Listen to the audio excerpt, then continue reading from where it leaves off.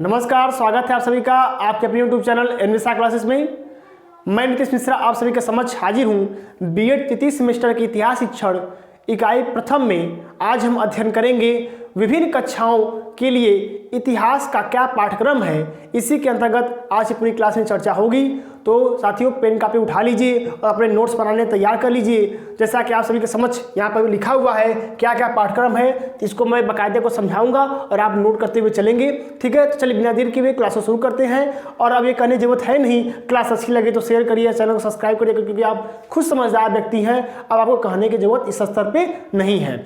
ठीक है, तो चलिए हम शुरू करते हैं। देखिए, सबसे पहले बात करनी है विभिन्न कक्षाओं के लिए इतिहास की शिक्षण सामग्री। यानी कि आज हम यही अध्ययन करेंगे कि विभिन्न कक्षा, यानी कि जब कक्षा इतिहास की चलती है तो उसमें क्या क्या बालक को अध्ययन कराना पड़ता है, उसे क्या पाठ्य सामग्री होती है, क्या शिक्षण सामग्री होती है, इसी की हम चर्चा करेंगे। देखिए, सबसे पहले हम बात करेंगे, चूंकि इतिहास तो प्रॉपर अगर ढंग से देखा जाए तो कक्षा 6 से स्टार्ट होता है, लेकिन कक्षा 5 में भी सामाजिक विज्ञान के अंतर्गत कुछ इतिहास के जो पाठ होते हैं उनको यहाँ पे प्रस्तुत किया जाता है। तो कक्षा 5 से हम देखेंगे कि कक्षा 5 में क्या पढ़ना होता है इतिहास की शिक्षण सामग्री के अंतर्गत। तो देखिए, कक्षा 5 में इस स्तर पर भारतीय स्वतंत्रता संग्राम व देश के महापुरुषों से संबंधित कहानियां रखी गई हैं। यानी कि हमारा स्वतंत्रता संग्राम जो है उसकी हल्की फुल्की झलक यहाँ पे बच्चों को दिलाया जाता है, वहाँ बताया जाता है। ठीक है, और जैसे कि टीपू सुल्तान है, रानी लक्ष्मीबाई है, उसके बाद महात्मा गांधी है, कुंवर सिंह है, एनी बेसेंट है, इन सभी महापुरुषों की जीवनियाँ महान व्यक्तित्व के रूप में एक अलग अलग पाठ के रूप में प्रस्तुत की जाती हैं। जैसे एक पाठ हो गया वीर कुंवर सिंह का हो गया, ठीक है, एक हो गया सरदार पटेल का पाठ हो गया, एक पाठ एनी बेसेंट का हो गया। तो इस तरह से अलग अलग पाठ प्रस्तुत किए जाते हैं कक्षा 5 में। अब हम बात करेंगे कक्षा 6 में इतिहास का पाठ्यक्रम क्या होगा। तो कक्षा 6 में जो इतिहास होता है वह एक अलग सब्जेक्ट हो जाता है। ठीक है, और अलग सब्जेक्ट हो जाने का मतलब ये है कि यह सामाजिक विज्ञान के अंतर्गत आता है, सोशल साइंस के अंतर्गत आता है। और सोशल साइंस में कक्षा 6 में हम किन किन चीज़ों का अध्ययन करते हैं। देखिए, इस स्तर पर भारतीय समाज का विकास, यानी भारत का समाज जो है वह प्राचीन काल में कैसे था और इस समय कैसे है, इस यहाँ से लेकर के प्राचीन काल से लेकर के सल्तनत काल तक, यानी जो सल्तनत काल था, मुगल से पहले का जो काल था सल्तनत काल था, जैसे कि कुतुबुद्दीन ऐबक है, इल्तुतमिश है, इनका काल सल्तनत काल कहा जाता है। तो इन सभी तक के काल की जो जानकारियां होती हैं वह कक्षा 6 में प्रदान की जाती हैं। ठीक है, इस काल का आर्थिक सामाजिक, ठीक है, आर्थिक सामाजिक सांस्कृतिक धार्मिक एवं रहन सहन परिवेश, इन सभी की जानकारी इसके अंतर्गत दी जाती है कक्षा 6 में। यानी कि प्राचीन काल से लेकर के सल्तनत काल तक कैसा हमारा समाज था, क्या क्या परिवर्तन हुए, कैसा धर्म था पहले, अब कैसा हुआ, इन सभी की जानकारी कक्षा 6 के इतिहास के अंतर्गत प्रदान की जाती है। तो देखिए, इसमें क्या क्या पढ़ना होता है बालकों को।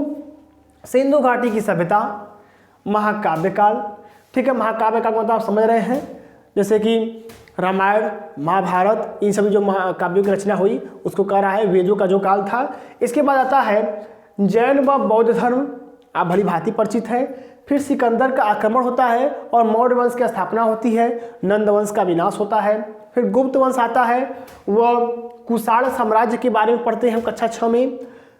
हुणों का आक्रमण, दक्षिण भारत की भी कुछ जानकारियाँ यहाँ पर दी जाती हैं। इस्लाम धर्म का अभ्युदय कैसे हुआ, क्योंकि सल्तनत काल जब आता है उसमें इस्लाम धर्म भी आ जाता है, तो इस्लाम का अभ्युदय। फिर गुलाम वंश, गुलाम वंश के बाद खिलजी वंश, तुगलक वंश, बहमनी साम्राज्य तथा विजयनगर साम्राज्य। विजयनगर और बहमनी जो है वह दक्षिण भारत के साम्राज्य हैं, इनके बारे में भी जानकारी प्रदान की जाती है। तथा यह सल्तनत काल की संस्कृति कैसी थी और आपके सिंधु घाटी सभ्यता की संस्कृति कैसी थी, इन सभी का विस्तार पूर्वक अध्ययन कक्षा 6 के छात्र को कराया जाता है। ठीक है, अब यहाँ पे जब कक्षा 6 समाप्त होता है तो कक्षा 7 आता है। ठीक, कक्षा 7 में इतिहास शिक्षण के अंतर्गत कौन कौन से पाठ हैं या बिंदु हैं, इनको हम देखते हैं। ठीक, अपने कॉपी पे आप नोट कर लीजिएगा, इसका स्क्रीनशॉट ले लीजिएगा, जिससे कि आपको नोट्स बनाने में आसानी रहे। ठीक है, अब देखिए कक्षा 7 में जाने से पहले थोड़ा सा हम कुछ प्रैक्टिकल कार्य भी देखेंगे, कुछ व्यवहारिक कार्य भी बच्चों से कराए जाते हैं। क्योंकि हिंदी मीडियम के छात्रों से तो व्यवहारिक कार्य उतने नहीं कराए जाते हैं, क्योंकि समय का अभाव होता है और बच्चों के साथ साथ जो अध्यापक होते हैं वो भी इतना प्रेरित नहीं होते हैं। लेकिन जो अंग्रेजी मीडियम, जो इंग्लिश मीडियम वाले विद्यालय हैं वह यह कार्य अपने बच्चों से कराते हैं, मॉडल के द्वारा, होमवर्क के द्वारा, ठीक है। जो बीच में अगर आधे दिन की छुट्टी है तो उसमें यह कार्य दे देंगे। क्या कार्य देते हैं व्यवहारिक कार्य में? देखिए वे कहते हैं कि ऐतिहासिक मानचित्र चार्ट बना के लाइए, यानी कि पहले भारत का साम्राज्य कैसा था चित्र दे देंगे, इसको ऐसे बना के लाइएगा अपने किताब में से देख करके, ठीक है। उसके बाद ऐतिहासिक स्थान देश बनाइए, भारत यहाँ पर ऐतिहासिक स्थान कहाँ पर इसको दिखा के लाइए। उसके बाद अजायब घर का पर्यटन बच्चों को ले जाते हैं टूर पे, जैसे सारनाथ ही है तो वहाँ पे ले जाएंगे दिखाने के लिए कि देखो सारनाथ ये क्या है, यह जो बौद्ध धर्म है यहाँ पे उनके देवता है, यहाँ पहली बार उन्होंने उपदेश दिया था। पर्यटन कराते हैं। ऐतिहासिक मॉडलों का निर्माण, और जो ऐतिहासिक मॉडल हैं जैसे कि कह देंगे कुतुब मीनार का चित्र बना के लाना, ठीक है, या एक मॉडल बना के लाओ कुतुब मीनार का, तो बच्चे बना करके लाते हैं। व्यवहारिक कार्य भी किया जाता है। आगे देखेंगे हम कक्षा 7 में। कक्षा 7 में क्या होता है, इस स्तर पर भारतीय समाज का विकास, यानी कक्षा 7 में जब बच्चा जाता है उसका बेस जो होता है वो थोड़ा मजबूत हो जाता है, वो चीज़ों को समझने लगता है और यहाँ पे उसी चीज़ों को हम क्या करते हैं आगे विस्तारित करते हैं। क्योंकि यहाँ प्राचीन काल से लेकर के हम सल्तनत काल तक अध्ययन करते हैं। तो जब कक्षा 7 में बच्चा आता है तो इस स्तर पर भारतीय समाज का विकास मुगल काल से लेकर के, ठीक है, चूँकि सल्तनत काल के बाद मुगल काल ही आता है, तो मुगल काल से लेकर के अंग्रेजों के आगमन तक का अध्ययन यहाँ पे किया जाता है, ठीक है, जिसमें निम्न प्रकरण का समावेश होता है। कौन कौन से प्रकरण होते हैं कक्षा 7 के अंतर्गत देखते हैं। देखिए पहला है मुगल साम्राज्य की स्थापना कैसे होती है, इसका अध्ययन किया जाएगा। हुमायूं तथा शेर शाह के जो बीच युद्ध होते हैं, कन्नौज का युद्ध, चौसा का युद्ध, ये होता है। उसके बाद अकबर के बाद जहांगीर, शाहजहां और औरंगजेब, इन सभी की नीतियाँ, इन सभी का जीवन परिचय और इस समय साम्राज्य कैसा था इसकी जानकारी पूरी विस्तार ढंग से प्रदान की जाती है विभिन्न पाठों के माध्यम से, ठीक। इसके बाद मराठा साम्राज्य, फिर यूरोपियों का आगमन, वो अंग्रेजी शक्ति का विस्तार कैसे कैसे हुआ, यह भी कक्षा 7 के इतिहास के पाठ में वर्णित होता है। इसके बाद है ईस्ट इंडिया कंपनी का विभिन्न राज्यों से संघर्ष। चूँकि ईस्ट इंडिया कंपनी जब आ गई उसने पैर पसारना शुरू किया। चूँकि कहा जाता है कोई पहले क्या करता है, खड़ा होने की जगह खोजता है, खड़ा होने के बाद वह बैठने की जगह खोजता है और बैठने के बाद फिर वह सोने की जगह खोजता है, ठीक है। तो यही काम यहाँ पर भी हुआ। पहले अंग्रेजी शक्ति यहाँ आई, ठीक, तो पहले क्या पढ़ेंगे हम, आगमन, फिर अंग्रेजी शक्ति का विस्तार, वह बैठना शुरू की और वह सोना शुरू की, ठीक है। तो ईस्ट इंडिया कंपनी का विभिन्न राज्यों से संघर्ष, और संघर्ष के बाद प्रथम स्वतंत्रता संग्राम जो होता है 1857 में, उसकी हम बात बताएंगे, ठीक है, इतिहास शिक्षण के अंतर्गत। फिर मुगल कालीन सांस्कृतिक इतिहास। अब ये सब बताने के बाद मुगल काल में सांस्कृतिक इतिहास बताएंगे, जिसमें कि स्थापत्य कला, ललित कला, वास्तुकला, इन सभी का अध्ययन बाकायदे कराया जाएगा। फिर कंपनी काल में शिक्षा, धार्मिक और सांस्कृतिक सुधार क्या हुए, जैसे बाल विवाह बंद कर दिया गया, सती प्रथा पर प्रतिबंध लगाया गया, ठीक है, तो विभिन्न विश्वविद्यालयों की स्थापना की गई, ठीक। तो इन सभी का अध्ययन बाकायदे कराया जाता है विस्तार पूर्वक कक्षा 7 के छात्रों को, ठीक है। ये स्क्रीनशॉट ले लीजिए, इरेज करके कक्षा 8 के छात्रों को और हाई स्कूल के छात्रों को क्या होता है ये मैं आपको भी बताता हूँ, ठीक है। स्क्रीनशॉट हो गया होगा, ठीक है।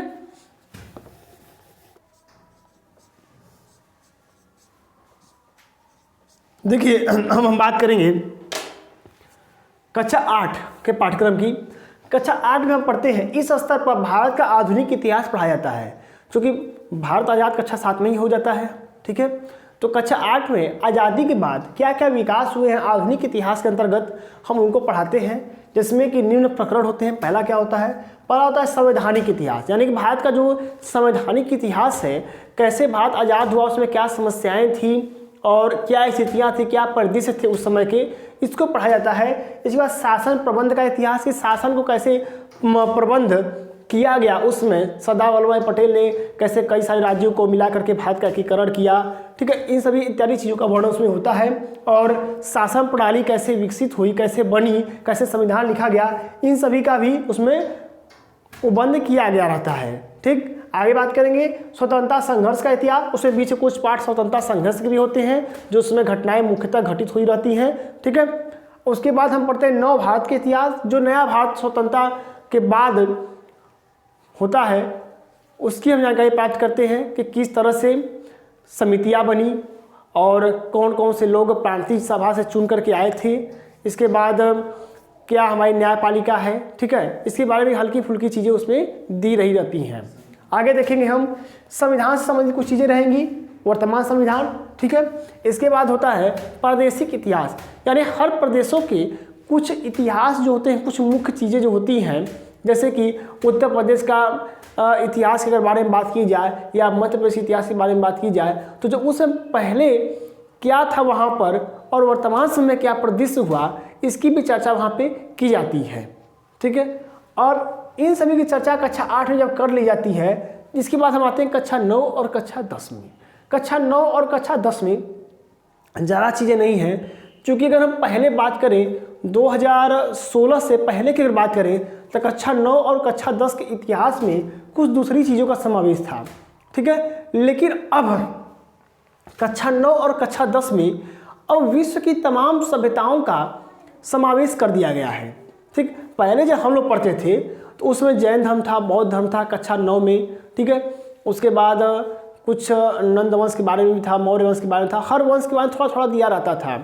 लेकिन आज के समय में जब कक्षा 9 की किताब आप खोलेंगे, एनसीईआरटी पैटर्न जो हो गया है उसमें सिर्फ और सिर्फ आपको विभिन्न देशों की क्रांतियों के बारे में जानकारी मिलेगी, विश्व की जो तमाम सभ्यताएं हैं उनके बारे में जानकारी आपको मिलेगी, ठीक है। हालांकि विश्व की तमाम सभ्यताएं तो पहले भी थी, कक्षा 9 में भी थी, सुमेरिया सभ्यता थी, मेसोपोटामिया सभ्यता थी, लेकिन आज का परिदृश्य जो दिखाई देता है हमारे किताबों में एनसीईआरटी की, वह पहले से सर्वथा भिन्न मात्रा में है, ठीक है। तो देखिए सबसे पहले क्या है कक्षा 9 कक्षा 10, इससे सबसे पहले पढ़ेंगे भारतीय इतिहास का आलोचनात्मक ढंग से अध्ययन, ठीक है।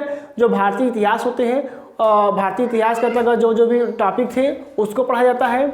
उसको पढ़ाने के बाद विश्व इतिहास का उन्नत पाठ्यक्रम, विश्व इतिहास का उन्नत पाठ्यक्रम मतलब यह है कि विश्व के इतिहास से संबंधित जो जो भी चीज़ें होती हैं उनको यहाँ पे बताया जाता है कि विश्व के इतिहास के अंतर्गत कौन कौन से देश में कौन कौन सी सभ्यताएं थी, कहाँ कौन कौन सी क्रांति हुई है, इसकी बातें बताई जाती हैं विश्व इतिहास का उन्नत पाठ्यक्रम के अंतर्गत। इसके बाद आता है तीसरे नंबर पे पश्चिमी सभ्यता के प्रमुख आंदोलन। आंदोलन की अगर बात की जाए तो देखिए आंदोलन के अंतर्गत सुधारवादी आंदोलन, ठीक है, जो सुधार को लेकर के हुए विश्व के कई देशों में, फ्रांस की क्रांति, औद्योगिक क्रांति, यूरोप में राष्ट्रवाद का कैसे उदय हुआ, ठीक है, इसकी बात, और विभिन्न अंतर्राष्ट्रीय संगठनों की भी हम क्या करते हैं यहाँ पे बात करते हैं, ठीक है, संगठनों की जानकारी, ठीक है, जैसे कि WHO है या संयुक्त राष्ट्र संघ है, इन सब जो अंतर्राष्ट्रीय संगठन हैं इन सब की भी जानकारी प्रदान की जाती है कक्षा 9 कक्षा 10 के स्तर पे, हाई स्कूल के स्तर पे। इसके बाद है पूर्व तथा दक्षिण पूर्व के कुछ राष्ट्रों का इतिहास, यानी जैसे म्यांमार, तिब्बत, ये जो राष्ट्र हैं इनका इतिहास भी संक्षिप्त रूप से एक एक चैप्टर के रूप में आपको बताया था। एक चैप्टर होता है उसमें छोड़ा छोड़ा करके हर देश के इतिहास के बारे में चर्चा की गई होती है, जैसे चीन, Afghanistan, Japan, Indonesia, Myanmar, Tibet, ये म्यांमार कैसे बना, ठीक है, इंडोनेशिया का प्राचीन काल से इतिहास क्या रहा है, यह भी हाई स्कूल के स्तर पे जो भी पाठ है उसमें हेडिंग बनाई होती है। आगे देखेंगे हम भारत की प्रचलित व वर्तमान समस्याएं, यह जब पाठ अंतिम रूप में होता है इतिहास का तो उसमें इसका वर्णन होता है कि भारत की प्रचलित और वर्तमान समस्याएं क्या क्या हैं, इनके बारे में विस्तारपूर्वक वहाँ पे वर्णन किया रहता है। सबसे पहले जैसे है कि भारत में विज्ञान के विकास का इतिहास, कि भारत में प्राचीन काल में विज्ञान कैसे था और वर्तमान समय में विज्ञान कैसे है, क्या प्रगति हुई है, तो विज्ञान के इतिहास पर भी हम प्रकाश डालते हैं। इसके बाद भारतीय कृषि तथा उसकी समस्याएं और भारतीय कृषि का विकास कैसे हुआ, इसके भी इतिहास के बारे में कक्षा 9 और कक्षा 10 में पढ़ाया जाता है। इसके बाद सामाजिक समस्या, आर्थिक समस्या और शैक्षिक समस्या प्राचीन काल से लेकर के वर्तमान समय में, यानी कि सामाजिक, आर्थिक और शैक्षिक स्वरूप में क्या बदलाव आए हैं, इनकी भी चर्चा इतिहास शिक्षण के माध्यम से हाई स्कूल के स्तर पे की जाती है। तो इस तरह से कक्षा 5, 6, 7, 8, 9 और 10 के स्तर पे आपको क्या क्या बालकों को पढ़ाना होता है, यह आप इतिहास शिक्षण की आज की जो क्लास है इसके माध्यम से आपने जानकारी प्राप्त किया। चाहे तो स्क्रीनशॉट इसका ले सकते हैं, अपने नोट्स इसको उतार लीजिएगा। यह प्रश्न लघु उत्तरी में आ सकता है कि आप विभिन्न कक्षाओं के लिए इतिहास की शिक्षण सामग्री की व्याख्या कीजिए, या इतिहास शिक्षण सामग्री की वर्णन करिए, या विभिन्न कक्षाओं के लिए इतिहास के पाठ्यक्रम का वर्णन करिए।